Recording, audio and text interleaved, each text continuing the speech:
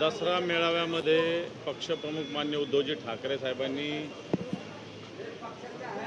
रस्त्यावर उतरण्याचा इशारा दिला होता। अतिवृष्टीमुळे जे शेतकऱ्यांची स्थिती झालेली आहे त्या संदर्भात, आणि या संदर्भात आज मराठवाड्यातील प्रमुख पदाधिकाऱ्यांची बैठक या ठिकाणी झालेली आहे आणि सगळ्यांशी चर्चा विचारविनिमय करून एक दिनांक 5 तारखेपासून तर 11 तारखेपर्यंत वेगवेगळ्या पद्धतीनं आंदोलनं करण्याचा निर्णय आम्ही घेतलेला आहे। 11 तारखेला भव्य असा मोर्चा संभाजीनगरात विभागीय आयुक्तालयावर माननीय उद्धवजी ठाकरे साहेबांच्या नेतृत्वाखाली आम्ही काढण्याचा निर्णय घेतलेला आहे।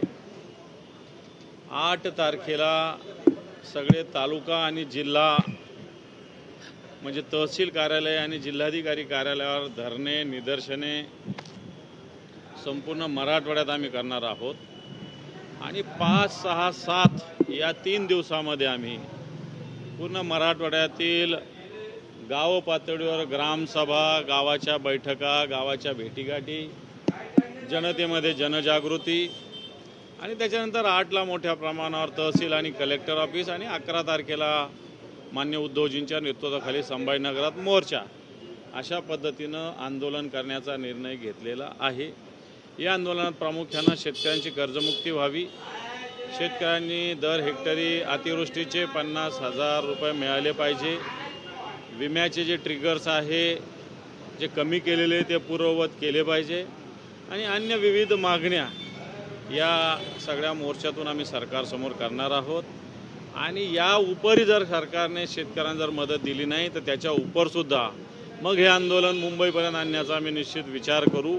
परंतु मला असं वाटतं सरकारने शेतकऱ्यांना न्याय दिला पाहिजे, याच्यासाठी शिवसेनेनं माननीय उद्धवजी ठाकरे साहेबांच्या नेतृत्वाखाली रस्त्यावर उतरण्याचा निर्णय मराठवाड्यातील शिवसैनिकांनी घेतलेला आहे। नाही, हा पूर्ण मराठवाड्याचा सांगितला मी, हा पूर्ण मराठवाड्याचा 8 जिल्ह्याचा कार्यक्रम आहे। 8ही जिल्ह्यामध्ये गावनिहाय बैठका 5, 6, 7ला होणार आहे।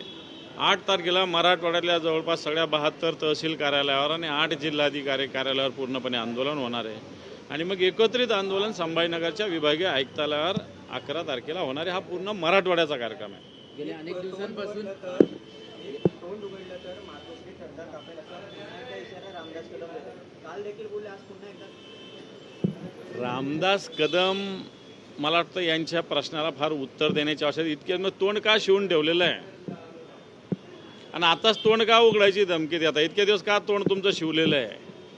तुमचं तोंड सतत उघडत असतं, त्याच्यामुळे मला असं वाटतं उघडत बसा, तोंड किती उघडायचं उघडत बसा। दानवे साहेब त्यांनी असं देखील आता पत्रकार परिषदेमध्ये सांगितलं